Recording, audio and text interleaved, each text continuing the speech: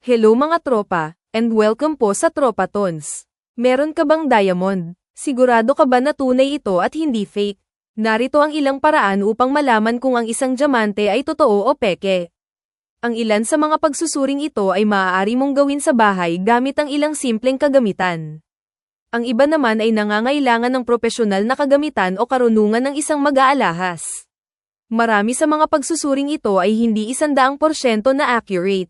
Ngunit kung ang isang diamante ay pumasa sa 2 o higit pang mga pagsusuri na ito, mas mapapalakas ang iyong kumpiyansa sa pagiging tunay ng iyong diamante. Narito ang ilan sa mga pagsusuri na maaari mong gawin sa bahay upang malaman kung ang diamante ay totoo o peke gamit ang mga bagay na karaniwan mong makikita sa bahay. Ang fog test. Ang mga diamante ay magagaling na thermal conductors. Nagpapadaloy sila ng init ng mabilis.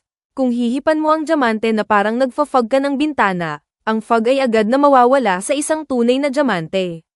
Sa karamihan ng mga materyales na hindi tunay na diamante, ang fog ay magtatagal ng 1 segundo o 2 bago dahan-daang mawala.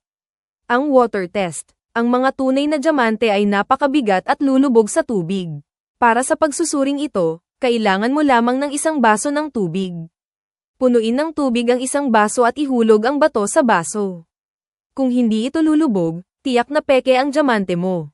Tandaan na ang pagsusuring ito ay gumagana lamang sa mga maluluwag na bato. Kung ang hiyas ay nakamount na sa alahas, ang metal na setting ay maaaring magdulot ng kahit peke na diamante na lumubog. Sa madaling salita, laging lumulubog ang tunay na diamante. Maghanap ng mga palatandaan sa diamond at sa setting nito.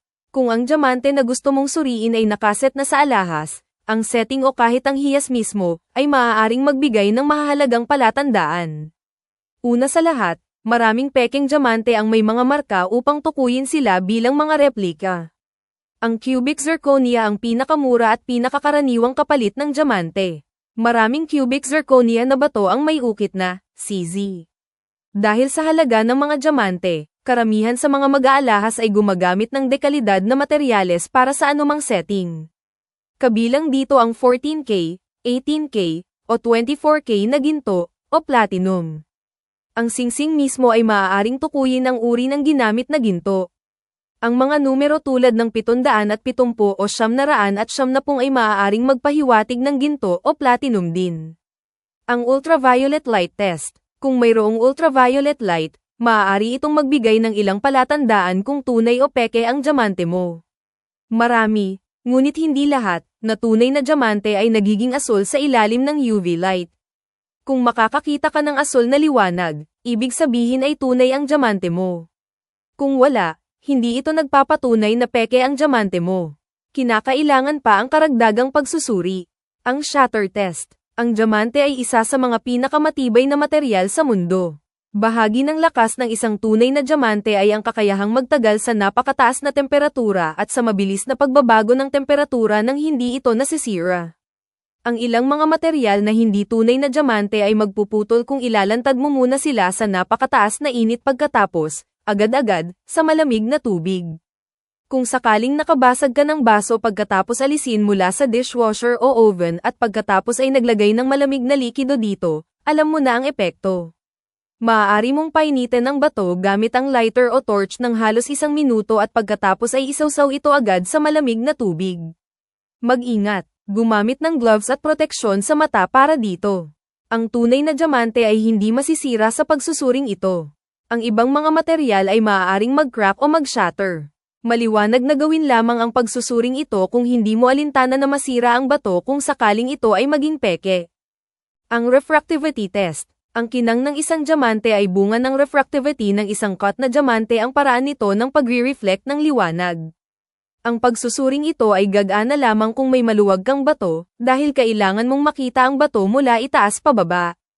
Ilapat ang isang pahayagan o libro sa mesa. Ilagay ang bato ng baligtad sa ibabaw ng ilang teksto. Kung wala kang libro, maaari mong gamitin ang isang piraso ng papel na may sulat. Ang tunay na diamante ay magpapalabo sa mga salita sa ilalim nito na hindi mababasa.